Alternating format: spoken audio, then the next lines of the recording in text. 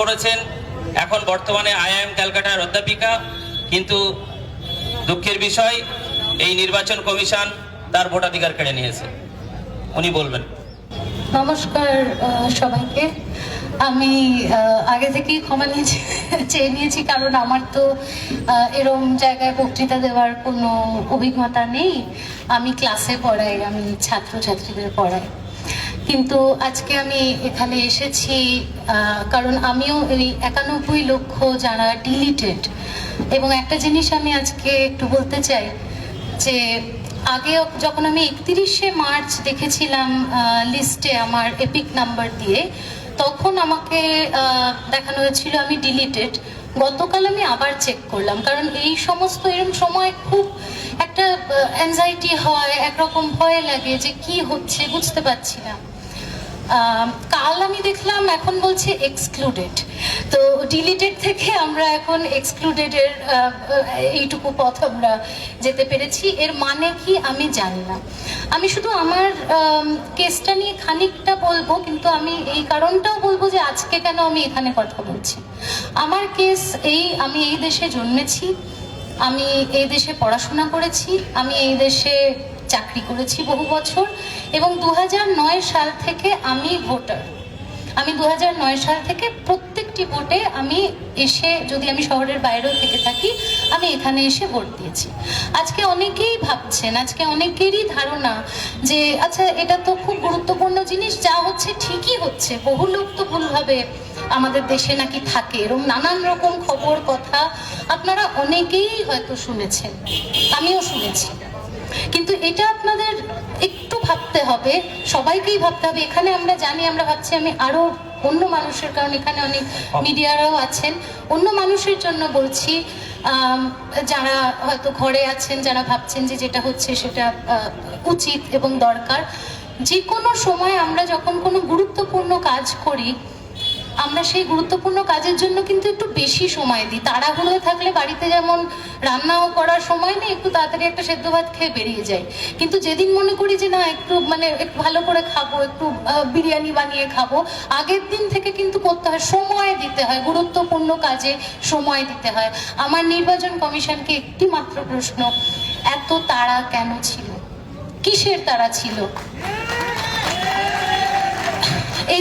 এই তাড়াটা কেন ছিল? এবং আজকে যদি আপনি দেখেন কত লক্ষ, 91 লক্ষ মানুষ বাদ গেছেন, আমিও বাদ গেছি, কত মহিলা বাদ গেছেন। আজকে আমার এই ভোটিং ডিলিটেডটা দেখেই আমার মনে পড়লো, যখন ছোটবেলায় পড়াশোনা করতাম সাফরাজেট মুভমেন্টের কথা পড়েছিলাম, এবং সেখানে মহিলারা আন্দোলন করে নিজেদের ভোটাধিকার পেয়েছিলেন।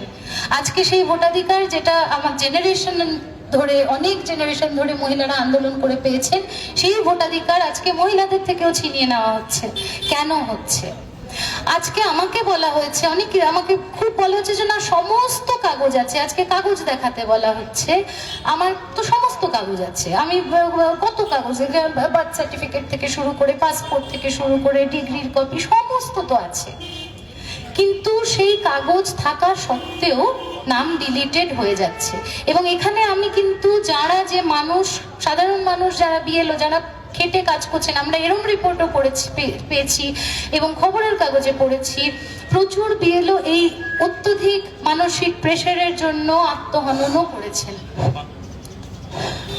এতটা কাজ, এটা অঙ্কে দাঁড়ায় না। আবার আমি ছোটবেলার কথা ভাবছিলাম, ওই অঙ্ক করতাম আমরা যে 5 জন মানুষ যদি 50 দিনের কাজ করে কত ঘন্টা লাগবে, সেই অঙ্কটা মিলছে না।